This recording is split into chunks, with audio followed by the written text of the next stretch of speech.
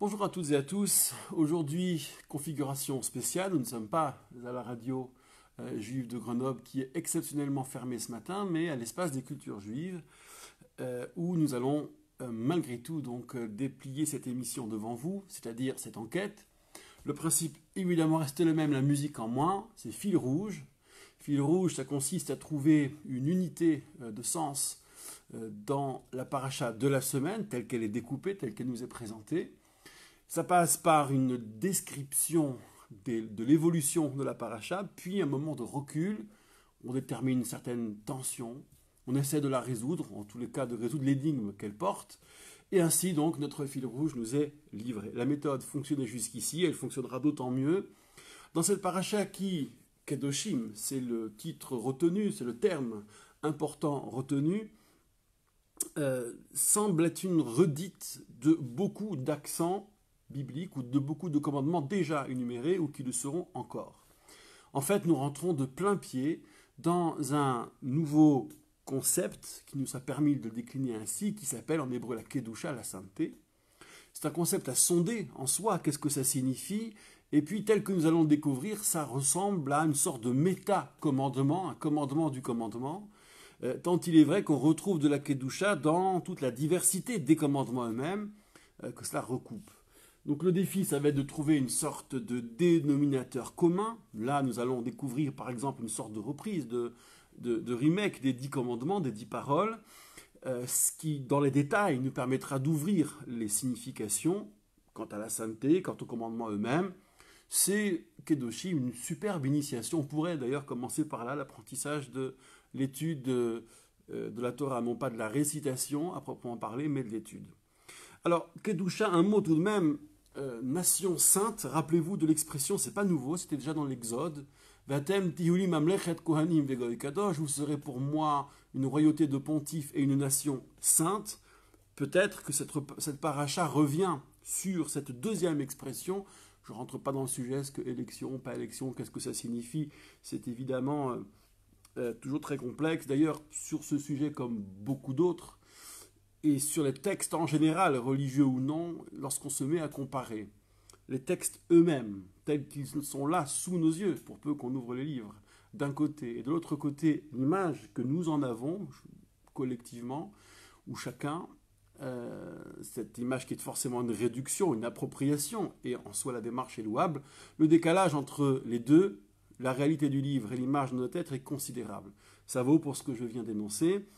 Et d'où l'intérêt de se pencher sur les textes calmement, sans trop rendre complexes les choses, retrouver l'accès au texte pour être juge un peu de la trajectoire qu'il porte. Bon, alors, Kedoshim, c'est d'abord deux grands discours. Tout le Lévitique, c'est une série de discours, 26 en tout. Et là, donc, nous sommes quasiment à mi-chemin, à peine au-delà de la moitié. Donc ces deux grands discours, à chaque fois une amorce est différente. Est-ce que c'est Dieu qui parle à Moïse tout court? Est-ce que c'est Dieu qui parle à Moïse et à Aaron? Est-ce que c'est Dieu qui parle à Moïse et qui demande de dire au peuple? Ou bien est-ce que c'est Dieu qui parle à Moïse et qui dit de rassembler tout le peuple expressément pour dire? Cette dernière option, c'est celle qui commence le premier des deux discours. Il y a une sorte d'énigme qui est célèbre, qui est ce fameux verset par lequel commence le discours Kedoshim tiyu ki kadosh ami Hashem Elokechem. Là-dessus, il faut être intraitable sur la ponctuation livrée par les Massorets, c'est-à-dire sur la cantillation, comment on chante plus exactement le verset, c'est-à-dire comment on le ponctue. Cela est déterminant pour comprendre ce dont il s'agit. Et donc ici, Kedoshim tiyu, vous serez saints. Mais je vais pouvoir vous proposer une autre traduction dans un instant. Ki kadosh, car saint, ani Hashem Elokechem, je le suis, moi l'Éternel, votre Dieu. Donc il y a une mise en équation, il faudra comprendre qu'est-ce que c'est que Dieu qui est saint, et à ce titre-là, comprendre l'obligation, si c'est une obligation, il semblerait que oui, d'être saint. Il y a un élément théologique ici, se comparer à Dieu, qu'est-ce que ça signifie? Mais ce n'est pas ça le plus dur en réalité.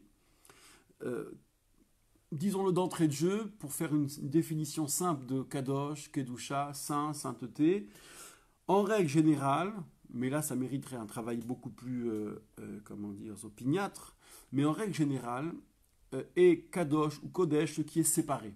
ce qui est à part. Parfois l'interdit se dira, ce qui est illicite se dira Kodesh. Biardi HaKodesh min habayit, s'agissant de la deuxième dîme. Bref, Dieu est à part, ça s'entend. Il est hors de nos catégories humaines. C'est déjà un élément d'usage théologique important. La Torah se commet rarement en théologie.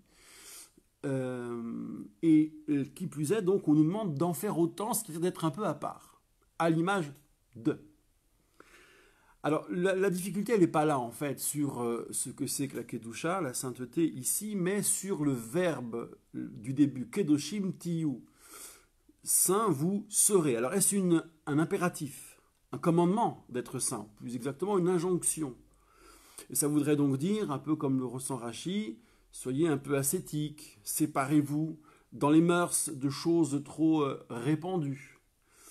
Ou bien est-ce l'impératif, comme Ibn Ezra, pas directement, mais indirectement pourrait le laisser penser, à raccorder à Anochi Hashem Elokecha, je suis l'Éternel ton Dieu. Je vous dis ça parce que la suite ressemble furieusement aux catégories des 10 commandements, en tout cas les 9, et ce qu'il faudrait dire que la première parole, le Anochi, c'est le Kedoshim Tiyu. Je vous renvoie au commentaire d'Ibn Ezra, qui est extraordinaire, qui ne dit pas ça sur ce premier point, mais on peut éventuellement le tisser. Et donc, ça permettrait, en déployant ces commandements, de comprendre que la sainteté, la condition sine qua non pour demeurer sur la terre, rappelez-vous, une terre qui vomit. Il y a une autre traduction possible, Kedoshim Tiyu, c'est de voir ici le futur simple. Vous deviendrez saint, vous serez saint. Et là, c'est un autre commandement. Ce n'est pas l'injonction, ça deviendrait même davantage un commandement, un projet, une trajectoire. Et cette trajectoire, elle est possible à la force, à la faveur de la comparaison, de la possible ressemblance en partie donc avec Dieu qui est à part. Le but étant donc de rendre la comparaison moins scandaleuse, de moins en moins, de plus en plus harmonieuse. Il est à part, nous sommes en quelque sorte, nous serions en quelque sorte à part. On va bien sûr décrypter tout ça, j'ai passé un petit temps là-dessus parce que c'est important, mais dans la suite, ce que vous allez découvrir, c'est qu'il y a une foule de commandements, et le mot foule ici est choisi, une foule de commandements qui semblent partir dans tous les sens, en réalité ils sont regroupés. Il y a une ponctuation qui est une ponctuation syntaxique et sémantique, qui est Ani Hachem, je suis l'Éternel. Parfois c'est je suis l'Éternel votre Dieu, parfois c'est je suis l'Éternel votre Dieu qui vous a fait sortir du pays d'Égypte, ou parfois qui vous a séparé. Ça c'est à la fin en réalité, ces formules, mais là pour l'heure, dans ce premier discours, c'est pour l'essentiel, je suis l'Éternel, voire l'Éternel votre Dieu. Et donc à chaque fois qu'il y a un je suis l'Éternel, on passe à autre chose. C'est intéressant de voir que dans les groupements, il y a des commandements qui n'ont rien à faire l'un avec l'autre, qui sont sur des registres complètement différents, et vous allez découvrir ça. Le premier groupement, ça tient en un seul verset, la crainte du père et de la mère, ce qui renvoie au honore ton père et ta mère, et ou mes Shabbats, vous les garderez. En général, et c'est un des premiers apprentissages à partir de Rashi qui cite les sources des sages, il y a supériorité du Shabbat, plus d'autorité du Shabbat par rapport à celle des parents. Je suis l'Éternel, nous reviendrons sur ce point, rassurez-vous, parce qu'ici il y a comme une valeur qui se dégage. Qu'est-ce que c'est pas sans signification? Le Shabbat supérieur à, c'est pas, attention, la désobéissance, comment dire, la rupture programmée ou désirée, pas du tout. C'est pas le reniement des siens, loin s'en faut, mais il y a une équation qui est posée, et encore une fois nous y reviendrons. Le deuxième groupement, c'est tout très court, c'est ne vous tournez pas vers les idoles, ni fondre les idoles. Donc point d'autres divinités, et ne pas fondre les idoles, là par contre c'est très très proche, et on peut s'interroger sur l'idolâtrie déclinée en valeur. Enfin l'interdit de l'idolâtrie déclinée en valeur, ça c'est une immense question, bien sûr.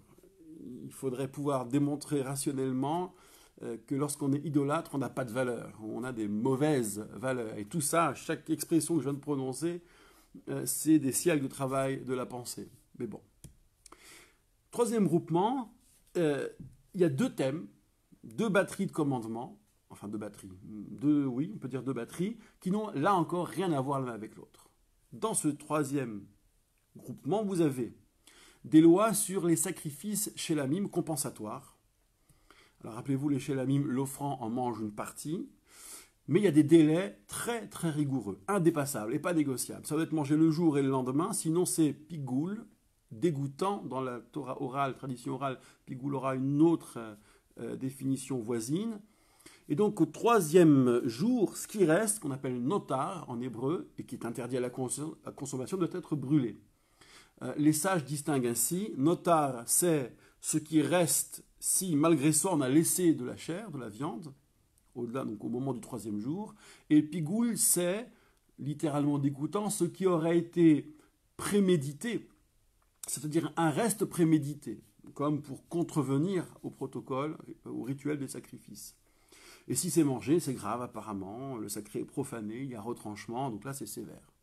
Voilà un thème, donc c'est l'exactitude, la rigueur dans les sacrifices. L'autre thème dans ce même groupement, c'est vous avez un champ, vous devez laisser les coins, vous devez laisser les épis tomber au sol, vous devez laisser les gerbes oubliées, et ainsi de suite. Là j'extrapole un petit peu, ça se décline aussi avec la vigne, le raisin isolé ou le raisin tombé, on ne le ramasse pas, on le laisse aux pauvres et à l'étranger. L'Eraniv et la guerre, Tarazov Otam, je suis l'Éternel. Et là, vous avez, déjà, vous pouvez ressentir Amos, le prophète Amos, dans le texte. Le prophète Amos, c'est ce prophète de la critique sociale, expression que j'ai empruntée à quelques camarades, mais qui tombe sous le sens ici, et qui n'est pas très regardant sur comment on fait mal le culte, alors qu'il est très mal fait dans ce royaume d'Israël, ou qui n'a pas Jérusalem pour capitale, et qui met des hôtels à UTELS un peu partout. Et pourtant, là où le prophète s'énerve, s'emporte, où le verbe s'emporte à travers lui, c'est les pauvres laissés pour compte, les gens que l'on surendette. Et l'image très forte, c'est les riches qui sont accoudés sur leur lit pour manger, pour leur festin, leur mangeaille, tout contre les autels, donc pour se donner bonne conscience, c'est du shélamim. Mais ils sont accoudés sur les vêtements qu'ils ont pris aux gens qui étaient endettés, les vêtements gagés. Et ça, cet emportement, on en trouve la trace, donc, si l'on comprend bien que ce groupement est fait pour porter, pour faire émerger dans toute sa puissance une valeur qui est le dévoiement des puissants, ce que c'est qu'être le maître et ne plus être l'esclave ou le subordonné. Le groupement suivant, c'est, alors ça va, c'est un glissement qui va du vol au jugement. La valeur serait savoir assumer la justice, interdiction du vol, ne pas nier quand on est redevable, ne pas mentir, ne pas jurer à faux. Je suis l'Éternel. Là, vous avez toute une trajectoire et une valeur qui en ressort. Le sixième groupement a à voir avec tirer parti de la faiblesse lorsqu'on est le fort, là encore. Donc, dans le groupement à la Amos, il s'agissait d'utiliser l'excuse ou la couverture, si j'ose dire, que représente le culte, pour dénigrer mieux, avec d'autant plus de facilité, ceux qui, dans la pauvreté, n'ont accès à rien. Là, c'est plus, on n'est plus sur le champ social, celui de l'oppression sociale. Donc vous avez des accents dans ce groupement, oppression sociale du prochain à la faveur de son statut, ne vole pas, c'est-à-dire ne prend pas ce qui lui revient, ne pas retarder le salaire de l'ouvrier journalier jusqu'au matin, pas maudire le sourd, ni placer d'embûche devant l'aveugle, tout ça est archi connu, tu craindras l'Éternel, parce que ça se fait sournoisement, mais Dieu sait, je suis l'Éternel. Groupement suivant, à voir avec la promotion de la loyauté, je cite la valeur, puisqu'il est question à la fois de justice, mais aussi de calomnie et de non-assistance à personne en danger. Voyez plutôt, vous trouvez dans ce groupement, on est toujours dans le premier discours, j'ai plus trop fait le compte, vous avez point d'iniquité dans le jugement, ça c'est générique, il faut que les choses soient justes, ni favoriser trop le pauvre par je ne sais quelle compassion au moment où on exerce la justice, ni trop honorer le riche pour en attendre quelques retours, ne colporte pas, même s'il y a de l'écoute, donc je suis l'Éternel, sous-entendu, on dirait familièrement, ne me prend pas pour un imbécile. Et puis, il y a l'interdit de la non-assistance à personne en danger qui est magnifique. Lo ta'amod al-dam riacha, on ne peut pas fermer les yeux. En tout cas, Dieu voit quand on les ferme. Et tout cela, donc, s'inscrit sous la valeur générique de la loyauté. Et enfin, vous avez les haines rentrées, et le travail dans l'intime de ces passions tristes. Tu n'haïras pas ton frère en ton cœur, tu exprimeras le reproche, et donc pas de faute. La vengeance interdite, la rancœur interdite, tu aimeras ton prochain comme toi-même, le fameux, le très grand, tu aimeras ton prochain comme toi-même, je suis l'Éternel.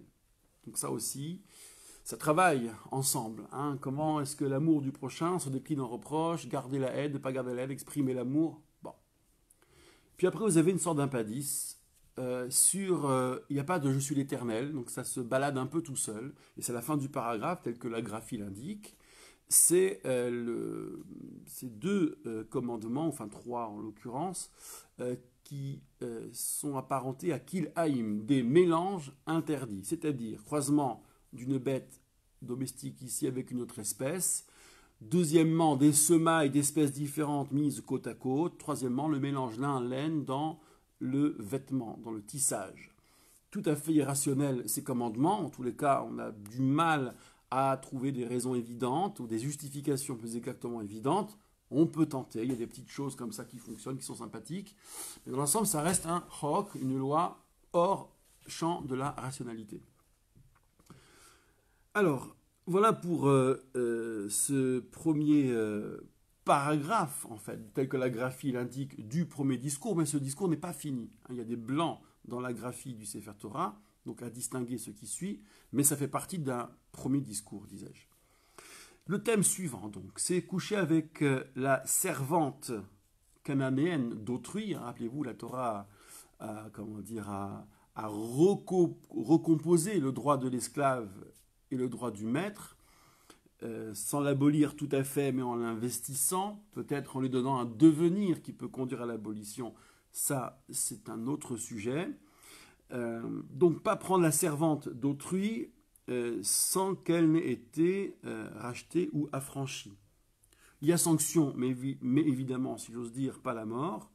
Et à chaque fois qu'il sera question de mort, de peine de mort ici, soyons bien clairs, ce n'est pas ni la guillotine en place de grève, ni la lapidation ou le décollement dans les stades. Rien à voir avec tout cela. La peine de mort est devenue, si j'ose dire, l'être morte, mais l'être quand même. Il y a une trace, mais tout a été fait pour, et depuis 2000 ans environ, pour qu'elle ne soit plus, et même avant, qu'elle ne soit pas tellement davantage appliquée. Donc je ne reviendrai pas sur ce point, mais il est de la plus haute importance. Hein. N'imaginez pas que le décor biblique soit le décor voulu, souhaité immédiatement, aujourd'hui, ici et maintenant. Il ne s'agit pas de ça. Coucher donc, disais-je, avec la servante d'autrui, c'est fait. Il y a un sacrifice amené, le Kohen délivre l'expiation et le pardon est accordé. Paragraphe suivant, toujours dans le premier discours, lorsque vous arriverez sur votre terre, et il y a ici une très belle valeur, il y aura à laisser à l'arbre le prépuce des fruits orla, c'est ainsi qu'il est nommé. Ces premiers fruits pour les 3 premières années ne peuvent être mangés. La 4e année, ils sont sacrés et élevés, donc il faudra les manger proche d'un lieu sacré à Jérusalem. Et la 5e année, on les rachète, on dépense l'argent à Jérusalem, ça je vous renvoie au traité de Mishnah qui correspond. Et à la 5e année, ok, on peut manger, et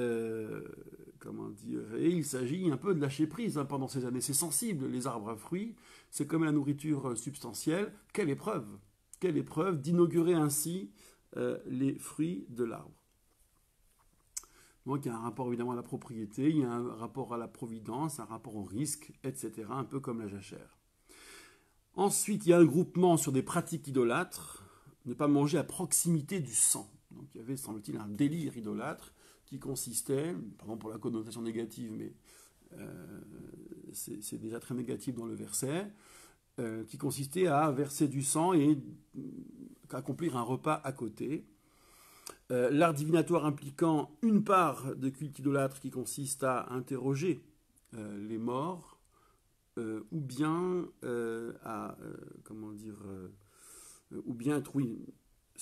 soit invoquer les morts, soit pratiquer la nécromancie dès lors que ça a une tournure idolâtre. Raser toute la tête comme les prêtres, plus de pilosité entre les oreilles et les yeux. Raser à fond les coins de la barbe, jusqu'au coin de la barbe, la scarification pour un mort, ou les écritures, c'est-à-dire des termes de divinité ou des noms de divinité scarifiés dans la chair, tout ça est interdit, je suis. Donc on revient à la question de tout à l'heure, est-ce que l'anathème sur l'idolâtrie vaut valeur? Et si oui, laquelle? Est-ce qu'il y a un enjeu moral dans l'idolâtrie? Grande question. Je n'y reviens pas maintenant. La débauche, plus mon Shabbat, mon temple, ça c'est le groupement suivant. Donc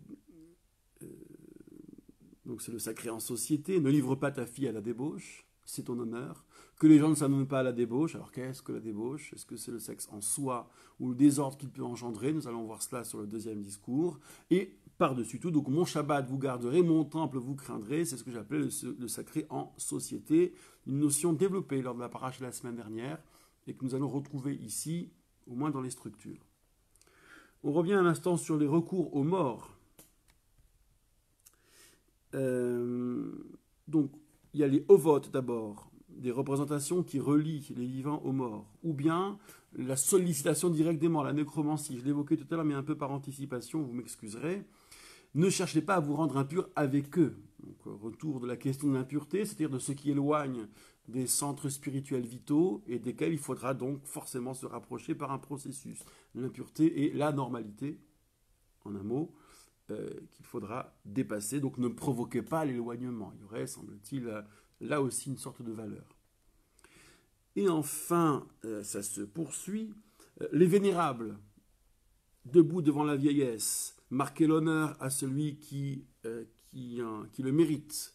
Tu craindras l'Éternel. C'est toujours intéressant, ça, cette équation. Craindre l'Éternel, donc craindre, c'est-à-dire respecter évidemment les gens qui le méritent. Que Moré Shamaim, s'inspirer de la crainte du ciel, c'est un propos de la Mishnah. Le groupement suivant, c'est l'étranger, le traitement de l'étranger. Lorsque l'étranger viendra habiter dans votre pays, ne l'oppressez pas par la parole ou autre. Il est comme un concitoyen parmi vous, tu l'aimeras comme toi, car vous avez été étranger au pays d'Égypte. Je n'ai même pas besoin de reformuler la valeur, elle est là, directement, qui met en dialogue, en dialectique, le passif d'esclave en Égypte et la condition de celui qui vient vivre parmi nous. Lui, toi, lui. Et d'ailleurs, je suis l'Éternel, votre Dieu, à tous les deux, à lui et à toi. Enfin, groupement suivant, sur les poids et les mesures. Honnête, exact, pas d'iniquité dans le jugement, en mesure, en poids, en volume pour les liquides. La balance, la pierre doivent être tzedek, la épha, le volume pour les solides, tzedek, juste, équitable, équilibré, et le hin, volume pour les liquides, tzedek, là aussi, je suis l'Éternel qui vous a fait sortir du pays d'Égypte. La clôture de ce premier discours, je vous garderai et ferai les fameux hukim, les lois certes pas rationnelles, mais aussi les mishpatim, les préceptes qui s'entendent. Je suis l'Éternel, et ainsi donc Moïse a accompli sur ordre ce premier ensemble. Nous essaierons dans un deuxième temps, enfin dans un troisième, parce qu'il faut que je développe le deuxième discours, d'y revenir. Alors, pas de pause musicale, j'enchaîne immédiatement sur le deuxième discours dans Parashat Kedoshim. Alors là, ça va être, un peu violent. On n'était pas habitué, en tout cas pas à ce point. C'est un peu nouveau. On va retrouver à peu près, quelques exceptions près, tous les items de la dernière partie de la paracha de la semaine dernière, Parashat Acharemot, qu'on appelait communément Harayot. C'est lu à Yom Kippour l'après-midi, rappelez-vous, Harayot, ce sont les unions interdites, mais il n'est pas question que de cela.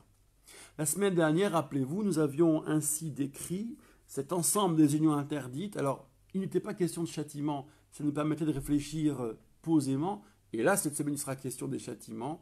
Et c'est d'ailleurs là-dessus que nous allons intervenir dans un instant. Enfin, dans la troisième partie.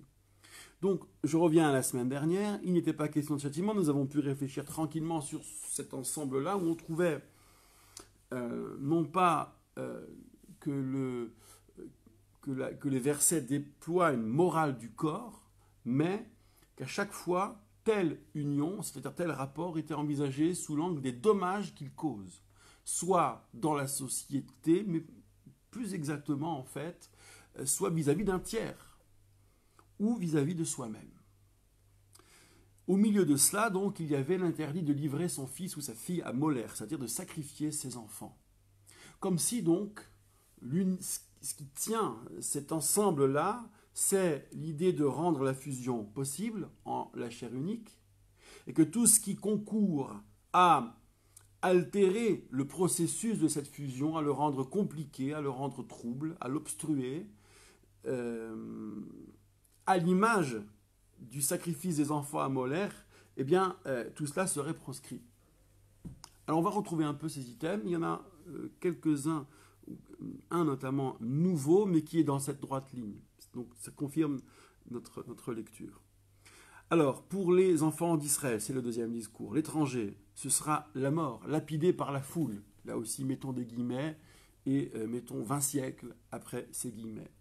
20 siècles et même davantage, puisque jamais on n'a non seulement aucune jurisprudence, Dieu sait que le Talmud ne se priverait pas, hormis des cas exceptionnels de guerre civile qui n'engagent pas la loi d'ailleurs, c'est Onshin Shelo Min Adin, nous n'avons pas de traces de mise à mort. C'est assez intéressant. Dans le Talmud, je veux dire, vous avez les épisodes bibliques que vous savez, mais l'épisode biblique, c'est l'univers biblique, c'est autre chose. Alors, Dieu dit, moi, il y a ma colère au bout du chemin, pour quiconque livre son fils à Molaire, et l'homme sera retranché, parce qu'il l'a fait afin, ou ça a eu pour conséquence de rendre impur mon sanctuaire et de profaner mon nom. Donc là, oui, Dieu est très remonté, c'est le moins qu'on puisse dire. Et si les gens laissent faire, donc c'est le commun des mortels, c'est le juge, ce sera la colère contre eux, la famille, et lui, et ceux qui le suivent seront retranchés. Donc on ne plaisante pas avec Molaire, et c'est idem avec les arts divinatoires, ovot et nécromancie, colère contre qui les pratique. Mais notez bien que sur ce deux derniers points, il n'y a pas de peine de mort affichée. Ensuite, on va plus stricto sensu entrer dans les harayot, les unions interdites. Et là, on va découvrir, il y a une ouverture assez magistrale, qu'il y a deux régimes. Un régime qui relève des hommes, un régime qui relève de la providence uniquement. Alors l'ouverture qui fait en fait un peu transition, vous vous sanctifierez et serez saints car je suis, etc. Et vous garderez, ferez mes hukim, car je suis celui qui vous sanctifie. Et en effet, ce qui suit nous met au cœur du dispositif de la Kedusha, de la sainteté, et de cette vie à part, de cette vie différente, en tant que rupture, et nous l'avions déjà vu, il y avait deux modèles même desquels il fallait se distancier, l'Égypte d'un côté, Canaan de l'autre.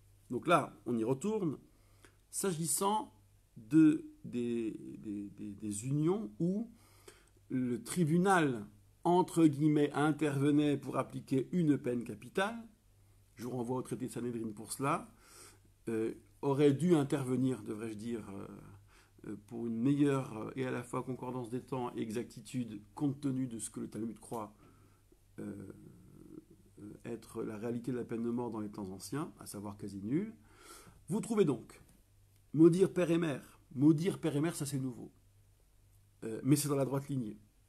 C'est-à-dire frapper de la malédiction, du mal par la parole, comme trace définitive, ou presque, frapper de la malédiction ce qui préside à notre naissance, ce qui a fait fusion et qui a fait que nous sommes là, nous, une seule chair. Sang sur la tête, le sang retombe déjà sur nos têtes, et il nous faudra en rendre compte par sa propre vie. Il faudrait en rendre compte par sa propre vie. Ensuite, vous avez l'adultère classique, qui comporte deux accents de sévérité, vis-à-vis de Dieu, vis-à-vis de l'autre. Et donc, et pour les deux contrevenants, l'homme, la femme, les deux sont frappés de la peine de mort ici. Encore une fois, guillemets, et 20 à 40 siècles. Femme du père, là aussi les deux, c'est la honte du père. La bru, les deux, c'est une honte et un trouble à la fois. Tevel, le mot est un peu différent, c'est la honte pour le fils. De mal à mal, dans la mesure où c'est volontaire, consentant, et pas sous l'effet de, comment dire, d'une... c'est toujours pulsionnel et c'est difficile à exprimer, mais sous l'effet d'une impossibilité, d'un non-savoir-faire autrement. Et on reviendra sur cette délicatesse, ce que j'ai maintes fois souligné la semaine dernière déjà. Alors, abomination, le mot arrive, et le châtiment également terrible, avec les guillemets, les 40 siècles. prendre la mère et la fille. Là aussi, donc c'est le même homme qui prend la mère et la fille. La peine est ici précisée, c'est le feu, et c'est qualifié de zimma, mauvaise intention.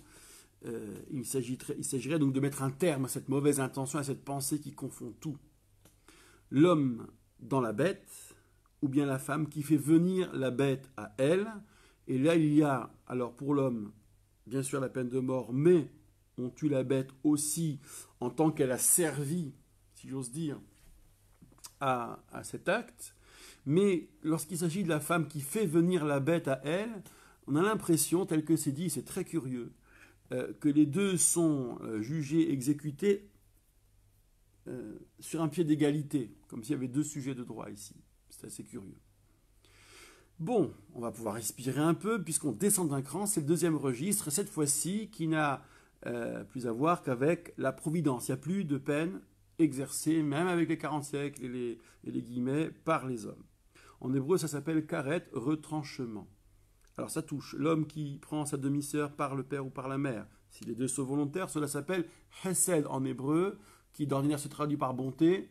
Rien à voir ici avec bonté, mais l'acception serait autre, ce serait une sorte de honte. On trouve accent maïmonidien, parfois sous la plume, l'idée qu'il y a comme un lapsus bonté dans la mesure où on aurait bien aimé peut-être trouver sa sœur ou sa demi-sœur. C'est à la fois la bonne proximité et la bonne distance, mais cette bonté-là nous est interdite. Ensuite, Nida, lorsque volontairement et même mariée, sœur de ton père, sœur de ta mère, c'est ta chair, et chacun portera sa faute. Je cite. La tante, ici, c'est-à-dire en fait la femme de l'oncle, sinon ça a déjà été dit. Et là, l'expression est bizarre, ils mourront sans enfants. Alors, est-ce là le fameux retranchement karet, c'est-à-dire des sévérités extrêmement perturbantes et angoissantes qui sont censées poser des réflexes d'interdit et susciter, s'il y a faute, un repentir très en profondeur. Et enfin, femme de son frère, quand même elle est divorcée, quand même elle est veuve, elle doit être vis-à-vis de ce beau-frère comme éloignée. Ce serait la honte de son frère et mourront sans enfant. Alors, curieusement, le yiboum, le livira, sera une exception dans ce cadre-là. Dans la mesure où le frère est mort sans enfant, alors l'autre, survivant, épouse la veuve. Ou bien s'en défait. Mais en tout cas, une opération à accomplir. Et enfin, on s'achemine vers la toute fin de la paracha. Le descriptif sera terminé. C'est une sorte de clôture. Vous savez que les grands sujets ont leur ouverture, leur clôture. Ça, c'est un classique de l'écriture biblique, écriture avec un petit E ici. Vous garderez mes chukim, mes lois hors champ de la rationalité, mais aussi mes préceptes, on peut entendre ici jugement, vous les appliquerez. Soyez donc de bons juges, et ainsi la terre ne vous vomira pas. Ce thème, nous le connaissons. Ne suivez pas les coutumes des nations, je me suis dégoûté d'elles, détourné d'elles. Il y avait donc un amour, c'est assez intéressant, et je reviendrai sur ce point. C'est vous qui allez hériter, donc vous allez vous rendre possesseur, en fait. Hériter, c'est-à-dire que ça n'échoue pas comme ça facilement, mais on comprendra que la conquête a donc deux objectifs. Il y aura donc conquête, c'est ça qui est important, la traduction de Atem Tireshu Atadmatam, la racine Yarash, est-ce que c'est hériter passivement ou bien c'est se rendre possesseur? Semble-t-il, il vaut mieux comprendre se rendre possesseur, sinon on ne comprend rien. Un enchaînement Pentateuque Josué. Et donc la conquête aurait deux objectifs. Un, faire que la promesse faite au patriarche soit tenue. Et deux, faire que l'on ait l'instrument du courroux divin à l'endroit de ces nations. Je suis Éternel qui vous a séparé des peuples. Et donc, à vous de séparer aussi l'animal pur et impur, l'oiseau pur et impur. Donc ça, c'est un thème un peu ancien maintenant. Ne vous rendez pas dégoûtants par eux. On ajoute aussi les fameux rampants, entre guillemets. Vous serez Kedoshim, à part donc, comme je suis Kadosh, puisque je vous ai séparés pour être à moi. Et tout est dans cette distinction, cette séparation. Et puis, il y a un tout petit verset sur laquelle, qui est une note négative, c'est curieux d'ailleurs, sur laquelle la paracha s'achève. Être professionnel de Hov, ou être nécromocien professionnel, c'est la peine de mort par lapidation, sang sur la tête, comme si ce verset aurait dû être dans le corps du texte et qui se retrouve à la fin.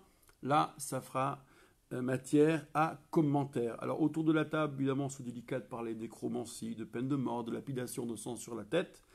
Vous trouverez sans doute les moments les plus propices. Voilà pour la paracha dépliée sous vos yeux. Maintenant, analysons, et on va faire cela dans ce grand deuxième temps. Nous avons un début et une fin, toujours. Ce début, qu'est-ce qu'on trouve? Un discours magistral adressé à Radat Israël, Israël rassemblé, le plus grand nombre, la foule. Et quand on réunit la foule expressément, ce n'est pas transmettre, juste, mais il y a un événement, une solennité, comme pour poser un cadre général, faire un point, parce qu'ils ont reçu beaucoup d'informations. Mais comment maintenant traiter les informations? Ou bien je le dirais de manière plus proche des tenants et les aboutissants de l'intelligence artificielle ou de l'algorithme, il y a des données, comment en faire une ou des informations? Eh bien, Kedoshim, ça commence comme ça. Ce grand rassemblement, donc, c'est un effort pédagogique pour donner du sens, pour délivrer une parole structurante, solennelle, qui doit s'entendre, mais qui doit s'entendre ensemble. Il y a une foule réunie qui va entendre une foule de commandements. Que se passe-t-il dans la foule? Et comment ça se retrouve dans une foule de commandements? Je pose ça là, et nous allons y revenir. Bon, quel message doit être passé ici? Kedoshim. C'est-à-dire injonction générique, mais aussi, peut-être, c'est pas un choix, ça peut être les deux en fait, finalité future, ça veut dire soyez saints et devenez-le encore davantage. Vous verrez pourquoi je tente d'exclure aucun des deux sens ou de considérer qu'aucun n'abolit l'autre, ni se réduit à l'autre. Alors, comment se décline ce à part Kedoshim? On a dit, Ibn Ezra a vu dans ce premier grand discours les items des 10 commandements. Mais si le Kedoshim Tiyu fonctionne sur deux sens qui se répondent, qui se parlent, à savoir soyez-le et devenez-le davantage, et donc le devenez-le davantage dit des choses du soyez-le, parce qu'on peut immédiatement y adhérer, et le soyez-le dit des choses de devenez-le davantage. Je vais essayer de préciser. C'est plus dans la structure d'ailleurs que dans le supposé de ce que je viens de dire qu'on va trouver des éléments. Tout ce qui suit fonctionne en dialectique. On met des commandements en réseau. De ces données, on fait des informations. Regardez, je prends un exemple. Vous avez ce premier groupement, la loi des parents, craindre mère et père, mais mes Shabbats, vous les garderez. C'est-à-dire que craindre père et mère, c'est considérer nos origines biologiques. Et ce n'est pas négociable. Nous sommes nés de cette fusion. Mais il s'agit aussi de s'inscrire, de poser une autre question sur les origines, de s'inscrire sur un narratif plus grand encore, qui est la création, qui est la totalité du cosmos, du monde existant. Et ce fait-là de Genèse, c'est le Shabbat qui en témoigne. Le Shabbat préexiste au commandement. Comme vous le savez, c'est un don. Le Shabbat est une sorte de création que Dieu donne, octroie, et c'est dans le packaging de l'alliance. Je ne vais pas revenir maintenant sur la notion du Shabbat. Donc non seulement la crainte de se bafouer pas, la crainte des parents, quand on pose à côté l'observance du Shabbat, qui fait autorité, mais au contraire, cette crainte se réaffirme, parce que plus conscient de ce que peut signifier l'origine en tant que telle, on sera attentif à la crainte des parents. Mais pour autant, ça ne doit pas rendre impossible le dépassement. De la même manière que l'enfant connaît ses origines immédiates, et puis l'enfant qui évolue, celui dont l'esprit se complexifie, qui sait approcher la complexité et l'immensité, s'ouvre à beaucoup plus grand, c'est la position de l'adulte. Et donc oui, il y a une dialectique, une trajectoire, parce qu'on va des schèmes de l'enfance aux angoisses de l'adulte qui se confronte à un monde qu'il ne comprend pas toujours ou pas encore, et peut-être même jamais. qu'il faudra faire, peut-être faudra-t-il faire le deuil de la compréhension du monde, et c'est ça, être adulte. Voilà ce très beau commandement ce très beau groupement qui met 2 commandements, mais posés l'un à côté de l'autre, ça vous délivre une valeur, un enseignement, qui sont tous 2 fondamentaux. Idem, je prends un deuxième exemple, la loi des compensatoires, mais je l'ai déjà fait, et la glanure. Donc c'est Amos qui indique bien, c'est Amos avant l'heure, qui indique bien que le crime social dépasse le crime rituel. Parce que le crime social, à proximité du sacré, le dénature, le vide de sa substance. Et donc le sacré, indirectement, nourrit la célérité, l'action alerte dans la crise sociale, ou vis-à-vis de la crise sociale. Et ainsi, ce premier discours se décline. Nous l'avons vu, le courage de la justice, les défis du fort, la loyauté et les haines rentrées. Et c'est ça notre idouche, notre proposition inédite et nouvelle, c'est que ce premier discours, qu'est-ce que c'est ? C'est un immense exercice. C'est un limoud. Moïse va lernen, il va étudier, montrer comment on fait avec les commandements. Ça veut dire que les commandements sont des produits de la révélation, et en tant que tels, ils sont insondables. En revanche, produit A et produit B, ensemble, sont donnés à contempler par l'esprit humain qui en tire quelque chose. Je vais revenir sur ce petit mécanisme fondamental. Donc notre chidouche, c'est que dans ce discours qui semblait n'avoir ni queue ni tête, en réalité, les commandements sont mis en réseau et en dialectique. Ils n'ont pas de valeur au sens éthique et moral par eux-mêmes, isolément. Ils relèvent de la révélation, de l'épanchement de la pensée divine, pour reprendre l'expression de Rabbi Moshe Cordovero. En revanche, il nous appartient à nous de les mettre en dialectique. Notre intervention, elle est là. D'où l'ouverture et la fermeture de ce discours. L'ouverture, c'est « soyez saints ». Injonction et finalité à la fois. Soyez saints, donnez-le encore. Sa sainteté, celle de Dieu, la nôtre, la sienne nous renseigne sur la nôtre, et inversement. Et ça ne peut se comprendre, ce verset, que si c'est une infinité d'allers-retours. La fermeture du discours, c'est pareil. La fermeture du paragraphe. Le discours n'est pas fini, lui. Mais tel que suggéré par la graphie, on achève avec qu'il y ait les mélanges interdits. C'est-à-dire de mettre en présence 2 irréconciliables, 2 inconciliables. Et d'ailleurs, leur caractère inconciliable est lui-même proprement insondable. On ne sait pas ce qu'il y a de mal à mettre dans un même tissu le lin, à tisser ensemble le lin et la laine. Mais quoi ? Il faudra, et ça vient justement à la fin de ce paragraphe tel que suggéré par la graphie, c'est très emblématique, c'est qu'il s'agit de faire parler ce qui ne cohabite pas. Donc on ne pouvait pas mieux écrire, en fait, le propos dont nous avons dégagé la quintessence. Alors en résumé, on va se poser un peu, comment s'exerce notre souveraineté éthique ? Vous vous rappelez, Naftali Tzvi Yehuda Berlin, ce commentateur fin 19e très important, qui nous explique dans une note sur son commentaire Hamek Davar, la note ça s'appelle Erhev Davar, faut-il sans doute lire, pardon, sur le décalogue, je vous renvoie par là-bas, au niveau du commandement honore ton père et ta mère. Il nous dit une chose absolument fondamentale. Il nous dit, vous savez, en prenant la Gemara, le Talmud traité Rouvin, si la Torah n'avait pas été donnée, nous aurions appris l'effort de la fourmi, je dis dans le désordre, l'hygiène du chat, ou la pudeur du chat qui fait ses besoins ailleurs, et la courtoisie du coq qui, avant de copuler, tourne autour de sa poule. Donc, balance ton coq sinon. Et le Netziv nous dit, mais ne croyez pas que le coq est agrégé de philosophie pour savoir s'il vaut mieux fondre ou bien d'abord courtiser. N'allez pas croire que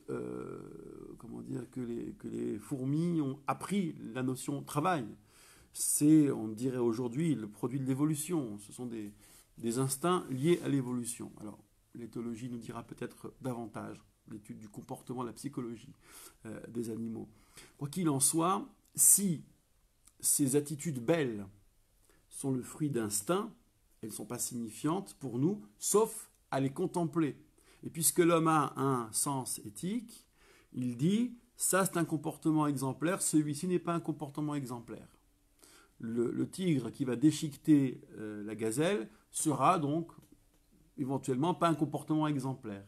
Mais il n'est pas exemplaire ou contre-exemplaire en soi, le comportement. C'est notre jugement éthique projeté par la contemplation, donc projeté dessus. Bon, avec les commandements d'initiative, il faut faire pareil. Les commandements ne sont pas l'éthique.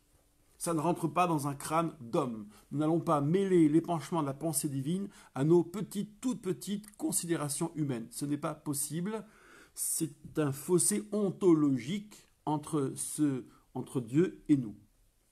Et ce serait blasphématoire même, j'ajoute cela, donc de l'imaginer. Eh bien, on est encore précisément dans cette trajectoire-là ici. Comment s'exerce cette souveraineté éthique qui nous appartient donc, puisque les commandements ne sont pas l'éthique, c'est notre responsabilité, eh bien, c'est à partir de l'étude des commandements. Ce peuple, cette foule réunie, comment fonctionne une foule? Comment on peut vivre dans le nombre? C'est dans la relation à l'autre, et c'est complexe parfois. Parfois c'est inconciliable, c'est du lin et de la laine. Parfois ça se répond, ça évolue, c'est une matière vivante. Mais c'est aussi une relation, lorsqu'on est dans la foule, avec le tout, et, s'agissant de la foule biblique, relation avec le tout autre.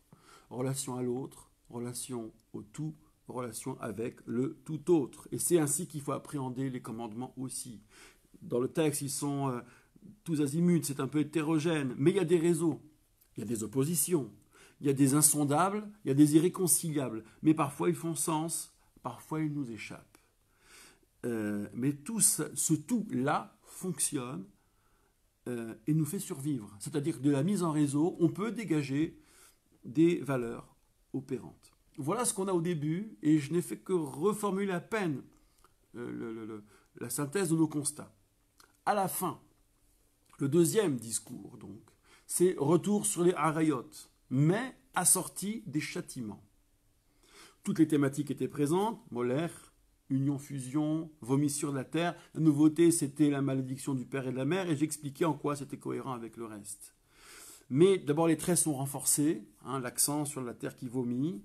On voit encore une fois que ce n'est pas une morale du corps, que la gravité tient en trouble en soi ou surtout chez l'autre, d'où la hiérarchie des peines, et ce qui permet les peines donc deviennent un outil de lisibilité, permet donc de poser une hiérarchie dans l'insondable gravité. Il y aurait le très grave et le très très grave.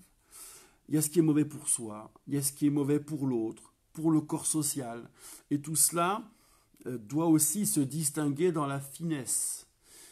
C'était que la hiérarchie n'abolit pas la gravité, de dire il y a plus grave et il y a moins grave. Le moins grave, c'est pas rien.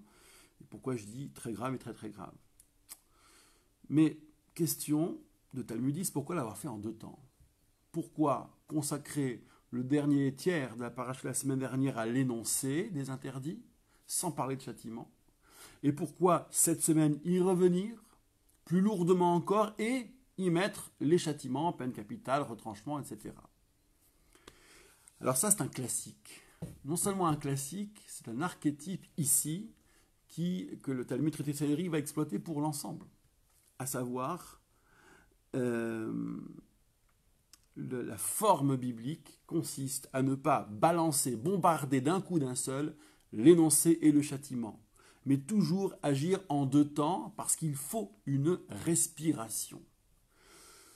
Je vais revenir sur ce concept, parce que la respiration qu'il y a entre l'énoncé et le châtiment, c'est le premier discours, Kedoshim Tiyu.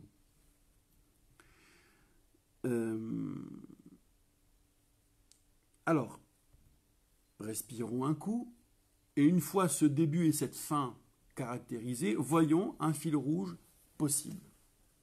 Le fil rouge, à mon sens, c'est le suivant. Il nous faut apprendre à faire parler, à faire vibrer, à faire chanter les commandements. C'est à cette condition qu'on passe de l'enfant à l'adulte, que l'on s'ouvre à la foule, à l'autre, au tout autre. Et on voit aussi donc les commandements comme ce tout, comme cette foule.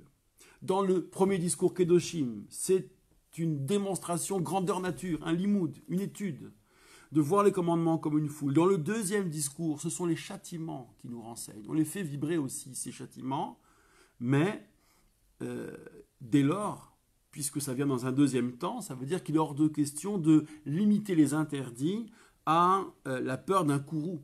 Ce serait stérile. Ce serait non seulement la foi infantile, mais ce serait un rapport d'enfant au commandement. Mais il s'agirait donc de les recevoir, ces commandements, comme faisant sens pour la structure sociale, pour la structure de nos existences. Et là, c'est un travail beaucoup plus complexe et subtil, qui réclame patience et effort. Combien d'efforts il nous faut encore accomplir, mais c'est la foi d'adulte qui parle, et c'est le rapport d'adulte au commandement. Cet apprentissage est donc nécessaire. Livrer tout en bloc, c'était nourrir et contribuer à rendre indépassable les schèmes de l'enfance. D'où, et c'est là que j'évoquais le Talmud, la distinction systématique dans la forme biblique, en réalité ce n'est pas sur tous les domaines, mais disons c'est très central, Hazhara d'un côté, l'énoncé de l'interdit, prévenir littéralement, et Onesh le châtiment. Et le principe est donc le suivant, le modèle est le suivant, la Torah prend soin de poser les énoncés, de les laisser là, et plus loin d'y revenir et de donner le châtiment. Le klal, la règle, elle se dit comme ça dans l'hébreu talmudique, l'orana shelaimken izhir. Le verbe, le verset ne punit que s'il a préalablement ailleurs formulé l'interdit, mais indépendamment. À telle enseigne que si on voit dans un verset un coup de colère divine, un châtiment qui apparaît, qu'il soit poétique ou formel, eh bien, le réflexe talmudique, c'est de dire « Onesh amarnu », on a entendu, ok, le châtiment, mais « Hazara minaïn », d'où sait-on pour l'énoncer? Où est-ce qu'il est l'énoncé? Par exemple, on l'a vu avec le coup de la vomissure, la terre qui vomit les habitants, vous avez ces versets, ces accents de sévérité, Dieu est là, s'il veut s'en débarrasser, ça suffira pour le Talmud pour dire, mais sur la base de quoi? C'est quoi les interdits au départ? Et donc on va se mettre à chercher, ici ou bien là, les fameuses lois noachides. Ces lois qui ne sont pas explicites. Il faut faire œuvre d'exégète pour trouver ce qui n'est pas un viol du texte, mais ce qui est une exigence compte tenu d'un courroux, d'un châtiment identifié. Et donc, ça pose d'ailleurs cette structure en deux temps, ou ce rythme en deux temps, l'énoncé d'un côté, le châtiment de l'autre. Ça permet d'approcher la grande question de la portée, de la valeur du châtiment. Qu'est-ce que c'est que châtier? Quid benamal bene castigat, qui aime bien châtie bien. On entend bien que le bien châtié procède du bien aimé, mais qu'est-ce que c'est que châtier? Est-ce que c'est pédagogique de punir? Est-ce que ça vise l'individu lui-même, le contrevenant, ou bien l'exemplarité pour la société? On ne s'en sortirait plus. Parce que ça veut dire qu'il n'y a pas deux manières identiques de punir. Chaque situation révèle un besoin pédagogique, je ne sais pas comment ça se mesure ça, et y répondre, ça implique d'adapter l'intensité donc du châtiment. Et ce sera chaque fois unique, c'est pas réplicable et c'est pas codifiable. Et donc ça échappe aux catégories ou au savoir-faire du droit, par exemple. Ou bien, on dira que non, le but du châtiment est de renforcer la loi, pointe à la ligne. D'être appliqué au nom de l'impératif catégorique, suivez mon regard. C'est évidemment beaucoup plus subtil que ça et complexe chez Kant. Mais dans ce cas, ça veut dire que le châtiment a une part d'arbitraire, qui n'est pas compris, qui n'est pas forcément signifiant, et qu'on est dans une donnée qui nous dépasse complètement. Alors, qu'est-ce qui se passe avec la Torah? C'est très reposant, vous savez, quand on a des doutes philosophiques, d'être happé par la révélation qui répond à notre place. C'est-à-dire que la révélation tranche dans des sujets sans tenir compte a priori de la raison humaine. Donc, disais-je, c'est reposant, encore faut-il, et le repos est de courte durée, ensuite exploité comme on vient de l'exprimer. Kedoshim tiyu. Mettre en présence les commandements et les faire vibrer, les faire chanter, les faire parler. Traquer les valeurs. Et c'est ça en quoi la Torah est un don. C'est la Torah qui se donne à notre responsabilité éthique. Et dès lors, cette loi donnée quelle que soit son élaboration, qui relève de l'épanchement de la pensée divine, cela ne nous regarde pas. Mais il y a une vocation, en revanche, dès lors que cette loi nous est donnée, ou est donnée à notre sens éthique, c'est de faire grandir l'homme qui est dans l'homme, dira Lévinas. Et ça, c'est un cadeau considérable. Même si l'épanchement de la pensée divine ne tient pas dans nos réductions, dans nos crânes et dans nos catégories, mais pouvoir jouir de cet épanchement pour grandir enfin et s'ouvrir à l'autre, au tout et au tout autre, ma foi, comme dirait l'autre, daillez-nous, cela nous aurait suffi. Je vous remercie de nous avoir suivis. Je vous souhaite un excellent Shabbat, une pensée amicale et fervente à notre ami toujours aux manettes indisponible ce matin. Et je vous donne rendez-vous la semaine prochaine pour un nouvel épisode de Fil Rouge, cette fois-ci, je l'espère, en studio. Shabbat Shalom et à très bientôt.